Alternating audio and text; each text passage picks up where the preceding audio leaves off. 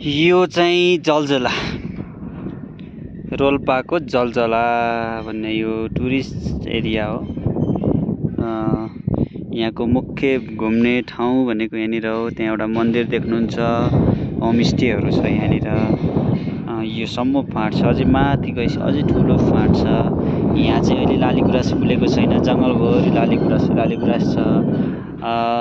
हामी त्यो खवाङको बजार छ त्यहाँ तल, त्यो खवाङ बजार हुँदै हामी यो जङ्गलको बाटो यहाँ यो पहाडहरू हेर्दै, यो राम्रो भ्यू हेर्दै हामी यहाँ जलजलासम्म आइपुग्यौँ। करिब 4 घन्टाको हिँडाइको यात्रा सँगसँगै हामी जलजला पुगिसकेका छौँ। यो देख्न सक्नुहुन्छ जलजला। अहिले हिमालहरू देखिरहेको छैन, तमाल बसिसकेको छ। यहाँबाट चाहिँ हाम्रो यहाँनिर धौलागिरी हिमाल पर्छ, अनि त्यसै गरिकन अलि यता चाहिँ हाम्रो माछापुच्छ्रे हिमाल पर्छ, र यो यहाँनिरको चाहिँ हाम्रो के हो त भने यो चाहिँ सिस्ने हिमाल भनेर भन्दो रहेछ। र हामी यता अर्को साइडमा यो डाँडाभन्दा पारी गयौँ भने चाहिँ हाम्रो प्युठान जिल्लाको स्वर्गद्वारी पर्दो रहेछ। अब हामी यहाँ करिब 3-4 घन्टा बसिसक्यौँ, यसपछि हामी फर्किन्छौँ। पक्कै पनि तपाईँहरूले पछाडिबाटको दृश्य देखिसक्नु भएको होला जलजलाको। म चाहिँ अहिले यहाँ भ्यू टावरबाट भिडियो क्लिप लिइरहेको छु जलजलाको। यहाँ म देखिएभन्दा पछाडिको भ्युजहरू देखिसक्नु भएको होला, र यो यता पछाडि पनि देख्न सक्नुहुन्छ।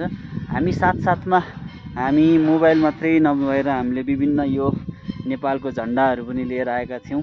हामी यहाँ झन्डा फहरायौँ यहाँ आएर, र घुम्यौँ डुल्यौँ, इन्जोय गऱ्यौँ, हामी रिफ्रेस भयौँ। एकदमै चिसो छ, तर सिरसिर हावा चलिरहेको छ, बतास चलिरहेको छ, चिसो हावा चलिरहेको छ।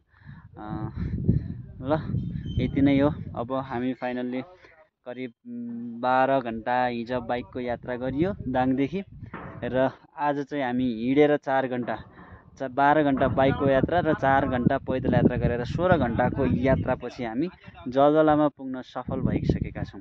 अब भने हामी यहाँबाट हिजो आएको बाटो एकदमै अप्ठ्यारो भएको कारणले गर्दा, जानै नसक्ने भएको कारणले गर्दा हामी अर्को बाटोको खोजीमा छौँ। हामी रोल्पाको सुलीचौर हुँदै सुलीचौर अनि भिङ्ग्री हुँदै हामी भालुवाङ जानेछौँ र आफ्नो घर गएर तिहार मनाउनेछौँ। हामी चाहिँ विशेष गरी यो दसैँ र तिहारको बिचमा भएको खाली समयलाई सदुपयोग गरौँ त भनेर हामी 6 जना स्टाफहरू चाहिँ भिजिटमा निस्केका थियौँ। हस्, धन्यवाद।